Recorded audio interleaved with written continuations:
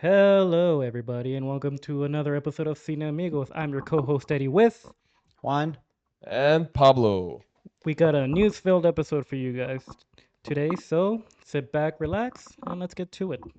Just want to mention off the top of the show, this is gonna be a very DC slash Warner Bros. Centric episode, but um, we'll start off with Webtoon Entertainment, Warner Bros. Yeah. Animation to co-produce adaptations of five popular web I- comics. will read this one because I'm, Ten. I, I'm excited for this one. All So, right. so Webtoon Entertainment will bring a batch of series that originated on mobile phones to life as animated projects under a new deal with Warner Bros. Animation. The companies intend to enter into an agreement to co-produce 10 fan favorite webcomic series for global distribution. They've only announced like four of them so far, from which one of them is one of my favorite webtoons, which is Hardcore Leveling Warrior. It's essentially like a sort of online thing of a real world into a video game with cool powers and classes. But I am excited that they're gonna take on webtoons because considering the success that we've had with Demon Slayer and Chainsaw Man recently, that means Warner Bros. Probably has some interest in making these series eventually have those movies. Hopefully that brings forward more merchandise from the movie theaters because at the end of the day, those movie theaters only make money from concessions. The tickets you pay don't actually bring them much money. Yes. So you gotta support by buying popcorn. You gotta support by buying a popcorn bucket. And this is why it's so expensive, right? Yeah, This is why, because that's the only way they do make their money. Because and that's why your popcorn costs $15 hmm instead of $5, right? yeah, That's why your candy, a little bag of candy costs $10 instead of the $3 you get from hmm the and from the it's store. about time they joined in on this. Like, anime has gotten so popular with other streaming. Like, for example, Disney even has its own anime right now. It's Twisted Wonderland. It's literally Disney characters and anime characters. We Okay, have I didn't know Netflix that's this. had some deals already. We They Discord. did they did DC, the Star yeah. Wars the Star Wars anime where And it's big for comic fans as well. Like Webtoon has had so much variety in their content. Like I read Webtoons all the time, and for example, they started uploading the Last Ronin comics in there. They started uploading the Avatar comic in there. They have their own original Webtoons, like the Bat Family one. Like it's a okay. lot of content that they can like work off of if they just keep investing in Webtoon. Okay. Yeah, that's cool. And does this mean we will probably get more DC stuff as well and Depending, yeah. I mean, like I said, they're already working with DC. They're working with Marvel. Like they're working with everyone on yeah. Webtoon. So this could be mutually beneficial if they both invest in each other to Yeah. have more series on Webtoon and more series on the Warner Brothers lineup of series. And from reading this article, it says has about 155 million monthly active users globally, so Yeah, I it's mean, something that is very liked yeah, and like you can viewed, go on so Webtoon and literally read any series for free, week to week. You can spend money to like maybe get a sneak peek at like not a sneak peek, but you can read some chapters earlier than their original release. And once the series is over, you pretty much gotta only read a chapter a day. But still, like while it's continuing, it's a good time to read them, and it's great for people like don't have the money to be buying comics or stuff like that. So support it. okay.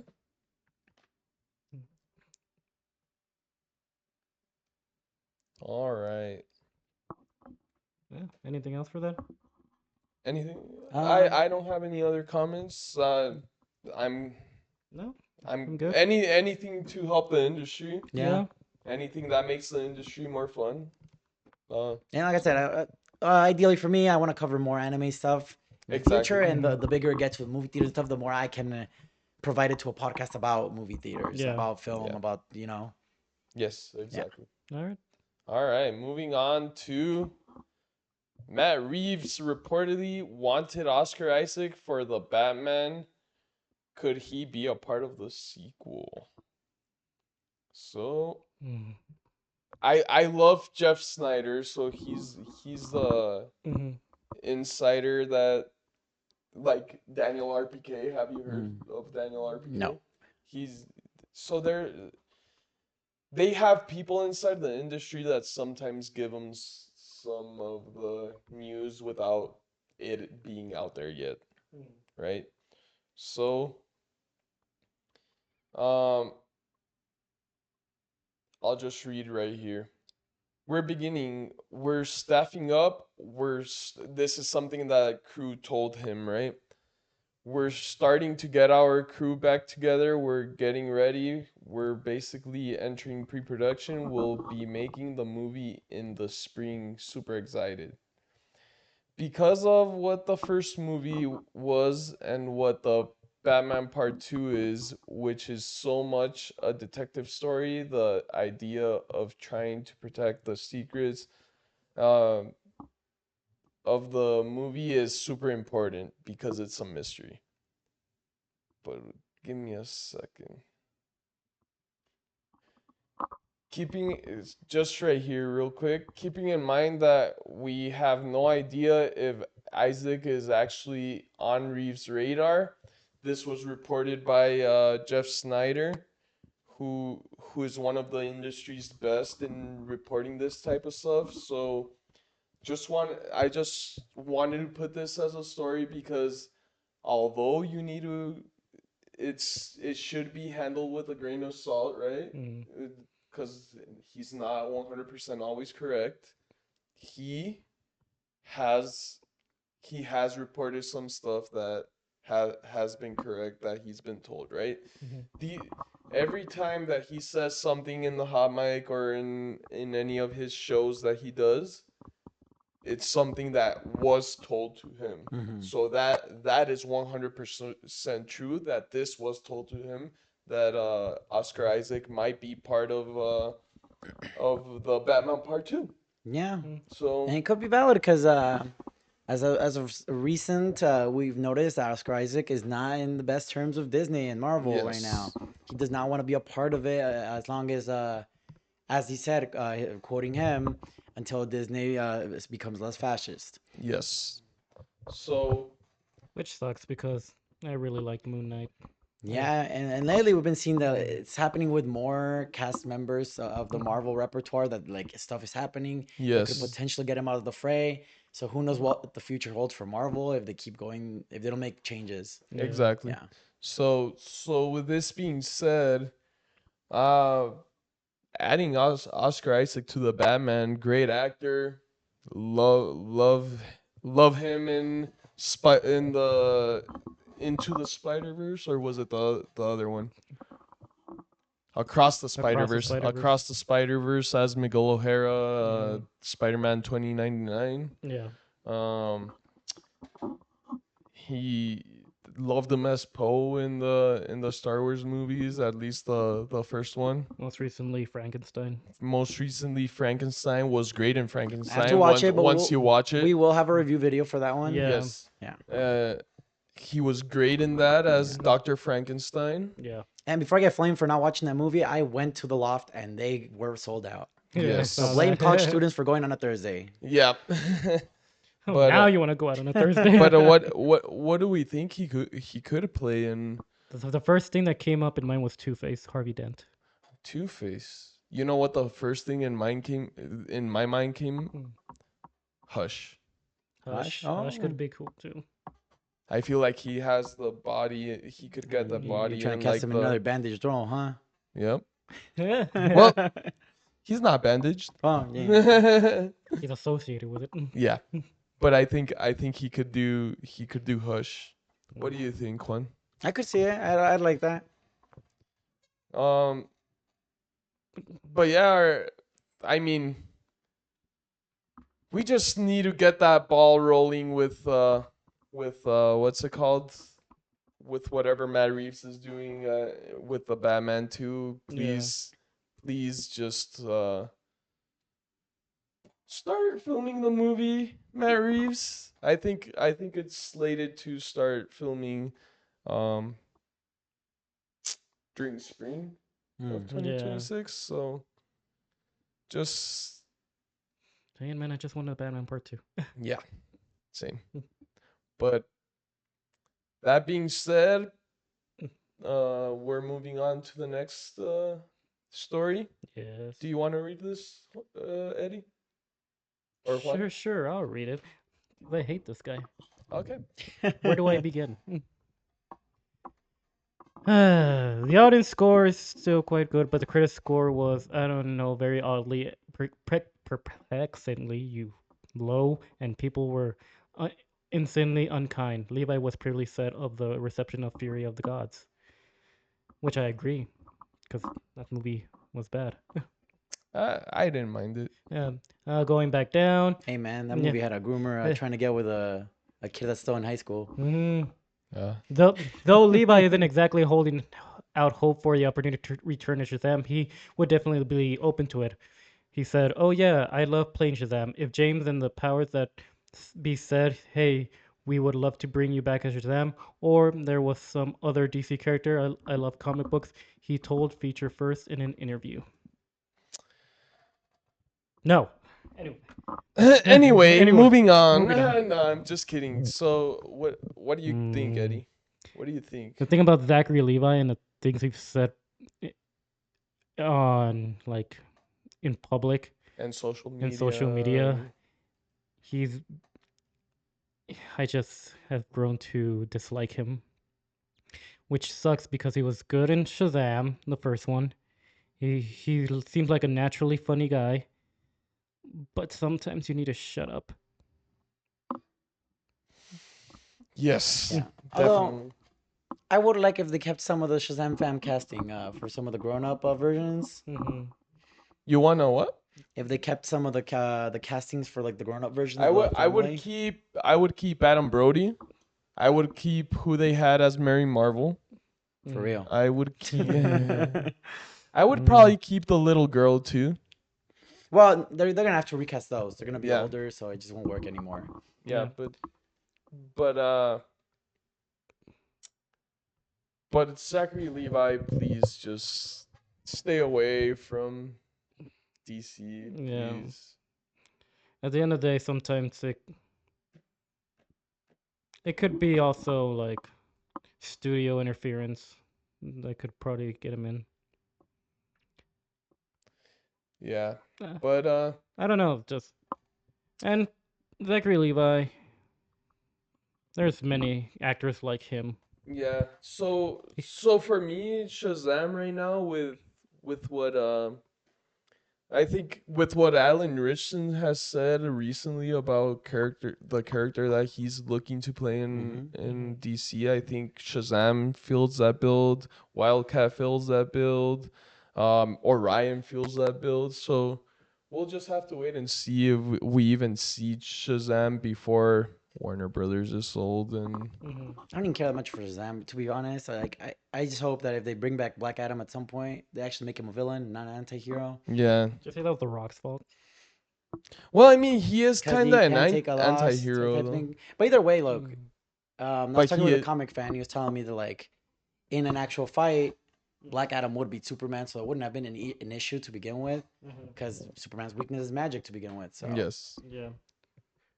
But again, And that's why so the not losing Shazam. thing still could have worked. They just chose to write him as an anti-hero. yeah. Still though, that's why Shazam is his biggest foe, right? Yeah. Because Yeah. Shazam can use that Yeah. magic Yeah. and It's a good all that counter stuff. for each other. Yeah. Like, they're pretty equal. And now if Shazam and Superman were both fighting him, then Jump him. yeah, Jump him. then it wouldn't be as big as a problem for Mhm. Superman Yeah. as it is. All right, but moving on to the next section. Man of Tomorrow, Brainiac has been confirmed as the villain of James Gunn's Superman follow up. Hmm. On Nexus Point News, also shared the following details of a casting breakdown. Makeup and prosthetics will be used for the film's antagonist. In addition, actors with a strong build and stature are being looked at for the role. Listen, of course, of course, I wasn't aware that when I posted the cover of the script that there was going to be discussion around that particular topic, but I think we'll hold off from what exactly is happening. That's bullshit. You're gonna put a brain in that James script. Gunn You're gonna put a brain in that acting script. You dumb. don't think we're gonna Look, I'm guess it saying all? Brainiac is green. Who else is green? Baby Joey. Metamorpho son. Huh? Wait. What? Wait. What? Look, What? look, That's a. I see a time travel storyline going in here. Superman saving the child is gonna cause everything.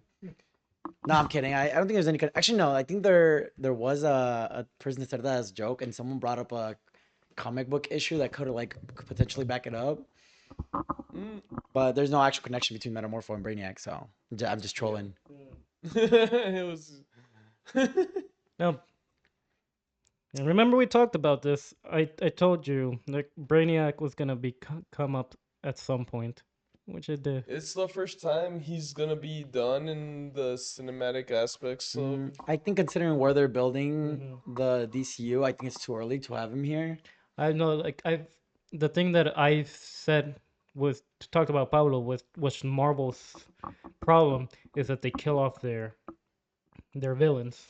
I think this is gonna be setting up Brainiac as a villain for Justice League. No, that's what like I'm saying. Like instead of killing off the villain, He'll and I feel defeat him. they'll defeat him and then they'll come back stronger, and like we get a proper like big bad Brainiac.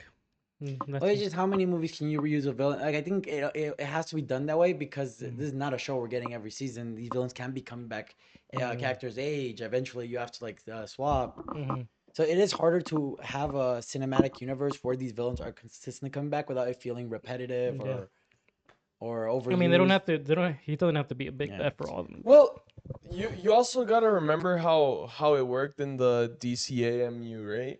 The Animated. animated universe. hmm They never killed off any of the But again, villains. age never plays into an issue when it comes to this. hmm Age does play an issue here. Casting, for example, if there's a controversial actor that you have to drop, there's no issue in an animated movie. Why? Because voice actor gets replaced.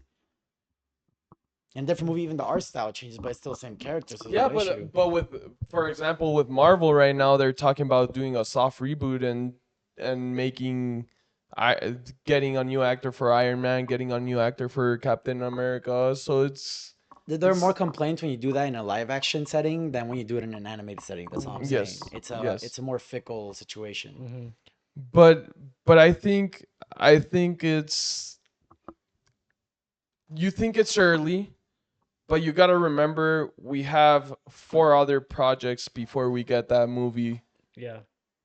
So we have had two projects already. There will be That are supposed six to not projects. be connected, so that you can watch them without having to do homework, though.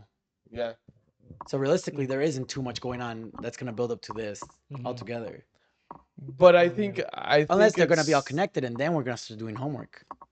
not necessary. Well, At I some mean, point. you could tell that they're already connected, but you don't really need to see either one of them to know what's going on. So I think either Some way, there's point gonna be some issue. in the Yeah. future.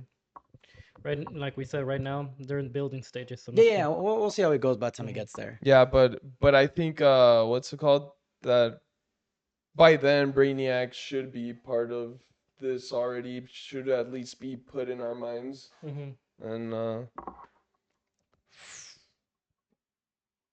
that's pretty much all I can say about that. Anything else to add, guys? No, not Before we really. move on to I'm a- the another uh, Man of Tomorrow news. No. Oh no. no. All right. Moving on to Frank Grillo says Rick Flag Sr. is a big part of the sequel story. Pretty much in a THR profile of the actor, the trade notes that he will soon head to the UK to begin shooting Gunn's Superman follow up. My character, Rick Flag Sr., is a big part of the sequel story, so I'm excited about that, Grillo offered. All right. Definitely excited to see Rick Flag Sr. Yeah. back. still weirded out a little bit about how Peacemaker season 2 ended, and like how they did the character Rick Flag character dirty, but at the same time, I am so glad that they are not necessarily doing Frank Grillo dirty the way that Marvel did it, where he was just casted off of Marvel, and Crossbones was just killed off for no apparent. I thought there it was no apparent reason to kill him off, right? But um, I'm glad that Flag is still here. Um, hopefully they do right by him. They're gonna mess up here and there, right?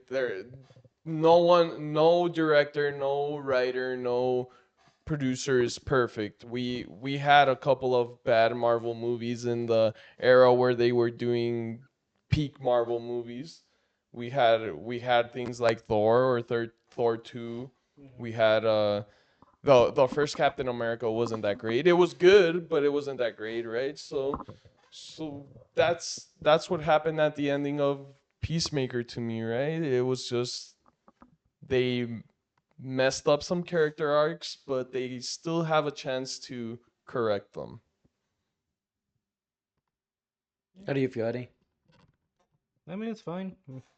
Like you said, they could correct stuff that they messed up.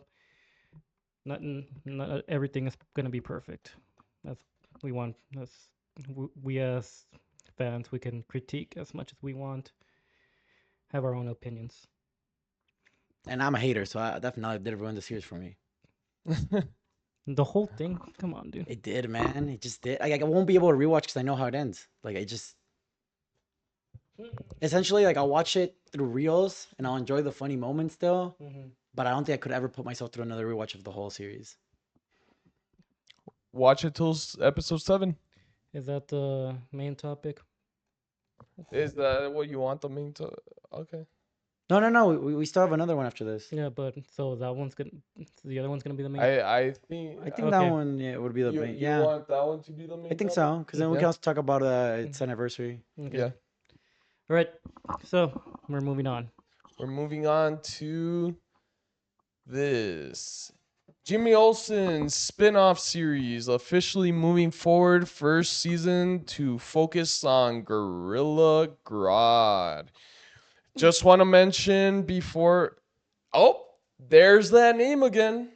Jeff Snyder. So just to give you a little bit background on him, he's like I don't know exactly. He's an industry insider that gets a lot, and he has a show with another YouTuber called John Roca, where it's called the Hot Mic because he gives the industry's insights, like what the trades are saying, what his people are telling him, like castings, rumors, and all that stuff. So I also hear that podcast as well because it gives me a lot of the news that you could talk about, but you don't necessarily need to talk about yet. But it gives you a heads up to what you need to look for. Okay. Okay? All right. So Jeff Snyder. Okay, so we'll start off by back in July, the Wall Street Journal reported that Superman spin-off shows focusing on Mr. Terrific and Jimmy Olsen were being considered. More recently, we hear that the Olsen series would actually take the form of a crime anthology show, which is pretty much what the Jimmy Olsen Superman and Friends comic was all about, right? It was a DC crime style show where he's the reporter and he would go reporting everywhere. That's where he turned into a turtle. And stuff like that, right? In the comics. Jeff Snyder would later mention that one of these villains will be none other than Gorilla Grodd. Yeah. The Flash is coming soon. All right. If not coming soon, I'm probably teased in the show. Now THR has coming confirmed. fast. Thanks to the Reverse Flash. It was him all It was me, that Barry. time. It was me all along. Now, THR has confirmed that this project is officially moving forward under the title DC Crime, which has been debunked by James Gunn already. It's not going to be called DC Crime, but there is a show that's already being developed. Um, the concept centers on Olsen as well as other Daily Planet reporters, minus Lois Lane and Clark Kent, who tackle cases involving superpowered villains. And they've already confirmed that um, Wendell Pierce coming back as Perry White. Michaela Hoover's coming back. Tor- Thorpe is coming Yeah. back. So I do all think it's the weird that Lois Lane is not gonna be a part of this. They're probably right around it. yeah Yeah, yeah, I'm sure they have something about it, but yeah. interesting So choice. so Eddie, what do you think about this show coming up? Do you think it's necessary? Do you think it's I think it's necessary. It's gonna build the world around more for sure for the DC. It's gonna tease a lot more villains and superheroes for the future. It could also like bring more bring bring more of the side characters to light for sure. Because Jimmy Olsen was one of the funniest part of the Superman movie, and I'm glad like we get to explore more of him and the other side characters. Yeah, I look forward to it, but and if we do get the Flash at some point tie-in? um as a consequence of this show, Oh. I do hope they start teasing it as like just random stuff getting solved by a Flash. You know, not even show the Flash. You know, Just like yeah, like give he us does stuff like we see the Flash, but we so don't see the Flash. so that we have an anticipation, but we Yeah. need to build that anticipation, right? Like Yeah. we need to. Okay. Like for example, like towards the end of the show, we see that something happens that it was just so quick for us to like notice or Yeah. something. And it also and this also makes a lot of sense to me too because of what happened during the episodes of Creature Commandos, right? Yeah. Like you see, this is where it starts tying in, but I feel like they're gonna do it in a way where you don't have to watch Creature Commandos. Do you, Yeah, I get you what you know? mean. And I do get like eventually some of them you will need to watch to understand some stuff, but that, like I said, that's fixable by just doing what they did in Peacemaker Yeah. and explaining it in 2 minutes. Yeah, I mean that's an easy statement to make now, because obviously, for example, when like Marvel setting up Captain America, Iron Man, yeah, obviously you didn't have to do homework to watch those movies. That was the beginning of its universe. And same Uh, here, it's easy to say it now, but say Yeah. it later is gonna be a different story. So to me, is this necessary? No, not necessary. Do I want to see this? Yes, I love the character, so I wanna see it. The Rizzler, the main guy, Jimmy Olsen, You're just trying to see those mutant toes, aren't you? hell yeah. Will they ever show it? Im- Or what? I bet they will. I hope not. But I'm glad Jimmy's gonna get a TV show and be the main guy. Yeah. Skylar Gisondo, the actor, Righteous Gemstones as well. Great in that, and I think he's a great actor, and he deserves a role where he's the lead, and he's gonna finally get that because he's usually a supporting character in TV shows or movies. So, Yeah. but he's always been one of those. He is actually one of those actors that was fan casted so much as Jimmy Olsen and actually got the part. So I'm glad he's getting this and yeah. So I don't know anything else. Anything else to add, guys? No, I think we can move on to the last note. Okay. Moving on to the main topic of our show today. Uh, V for Vendetta HBO series in development with James Gunn on board as executive producer. Remember the 5th of November. Do you wanna read this one since you like I was trying to see what part of this we read though. I know Like the part that actually talks about that. yeah, that's I guess. Oh, here. Oh, though the studio really. Oh, funny enough. Remember the 5th of November. Mhm. All right. Though the studio really missed a trick by not announcing the news a few days ago, Variety is reporting that a new take on one of Alan Moore's most celebrated works, V for Vendetta, is in development at HBO. I think Um, we're good with that, I right? am, I am excited for this coming up because not only that, we're hitting the 20th anniversary of V for Vendetta next year, and on November 5th, it's gonna come back to theaters, which I am so excited to finally watch. Every November 5th, I put this movie on TV. I don't know how you guys feel about it. Oh no, it's a great movie. I think it's one of the most underrated movies we have in the Mhm. movie industry. Mhm. Yeah, Hugo Weaving as Please bring him back yeah as the voice. him with not having like facial expressions just because he was fully on mask, but like you can tell like him moving around like just being like the character. I could like feel how he was feeling and stuff No, like yeah, that. same. I watched that movie. I remember thinking like there is a lot of expression, even though it Mhm. was a Hmm. motionless mask. Yeah. Love the movie. Mm. Natalie Portman was everyone's crush at the moment. Oh, Mm. cool. What are you trying to tell us? I know exactly what scene you're thinking about. Mm. Cochino. Cochino, dude. I'm talking about in general, like Gooners. since the since the Star Wars days, and then this, and then so just I really enjoyed the movie. I didn't think I was gonna enjoy it that much, and it Mhm. was like something that something about it just had me glued to the Hmm. screen, right? Yeah. So I wish I would have seen it in theaters, but it was in the 2000s, so I mean I Mm. was what 2 years old. Can't go to movie theaters at that age Yeah. and Yeah. remember, But now right? you'll be able to next year. Yeah. November Yeah. 5th, 2026.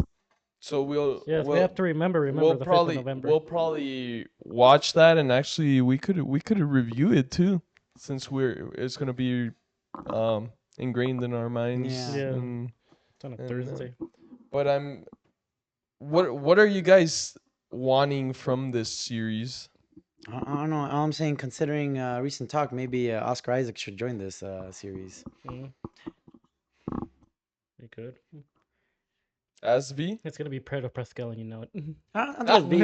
Oh my God, gotta be. Nah, I don't think so. I don't think so. That man needs to Daddy stop showing up in places. Okay, he needs a little break. He's Daddy gonna become the Pedro. Nicolas Cage of Yeah. taking every project at this point. I mean, he's he's been one of the ones who has been good with masked roles with Mandalorian. True. um I expect I it to don't be know who dark. I don't know who I would pick as V, but I know you mentioned that you didn't want James Gunn it. Yeah, and he did tell me he's an Mm. executive producer, so he won't have Yeah. that control over it. So Yeah. I'm Yeah. excited for that. He sees the script and everything. Mhm. He does have input, but he won't necessarily write it, right? And yeah, just keep it dark and gritty, Yeah. like in the comics. And Yeah. honestly, I think you could give him like, how do I explain this? You give him less credit than he deserves. I You think I think give him that enough credit. you think he James Gunn's everything, but he knows comics, dude. I in my opinion, what he's done is exactly how the comics are, how the characters are in the comics. I'll introduce you to a friend. He'll prove you wrong.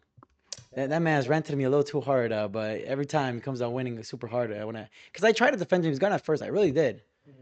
But when argued from a point of view of a man that reads too many comics, Well, there's different comics that he chooses from, right? So, what comic exactly did he talk about? he talks about OG because he also like says you can't be a fan.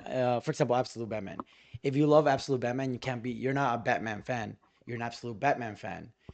Like the what original Batman's character was and what the other versions are different things technically. So to be a fan of Batman, you have to know old Batman as well.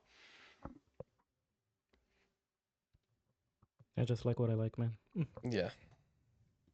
I mean, I'm not getting perspective of other people is So always good he's for me. so he's doing more of a Silver Age style, which in the Silver Age is when they started doing more humorous style comics. That's fair, but that's not the DC I like. So therefore, I'm giving him the credit I give to the man that's giving me what I don't like. Okay. So going back to the show, the thing that I would like, since it's gonna be a TV show, give time to world build, give time to character build for sure. Okay. Yeah, trying to make us feel for V, trying to like uh connect with him as the character. That's what I asked. Since it was a movie, the movie since two like what almost 2 hours, I didn't get that world building as much and Okay. character connection. So you think it went by too quickly. Yeah. So And that's where it might have struggled in the box office but and yeah, with the critics and stuff like that. but yeah. So with the show, get that time to character build, get that time to world build, so we can connect with the characters. Okay. Do you want to add anything? Mm, I don't know. It's interesting. Like when we watching Vendetta, I don't think I had those issues with the characters. I like that, for example, like what's his name? V. Mm-hmm. What name does it go by? It's V. Yeah. He just goes Okay. wavy. Yeah. I think V's character was developed perfectly in a sense that like we understand how he became what he became. He is, but we still had this whole mystery to him. Mm-hmm.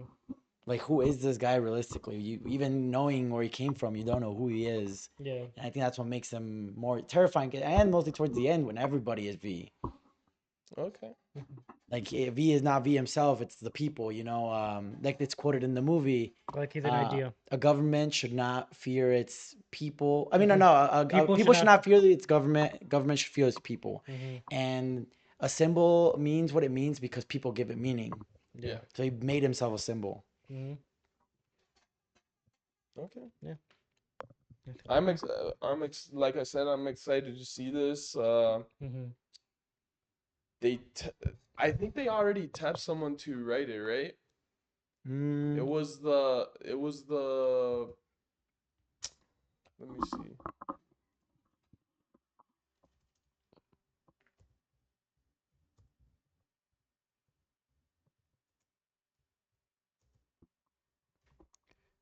The writer. I think it was the Goldstein brothers, something like that. Which You've heard now it's exclusive comic written by Alan Moore. And no, that's let me see. Let me see if it says it here. right this Oh, okay. The writer's Pete Jackson. Okay. So he's writing it. They already have their writer. The James Gunn and Peter Safran have to executive produce because Mm-hmm.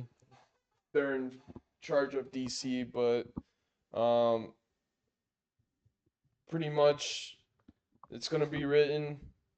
They're gonna do the castings.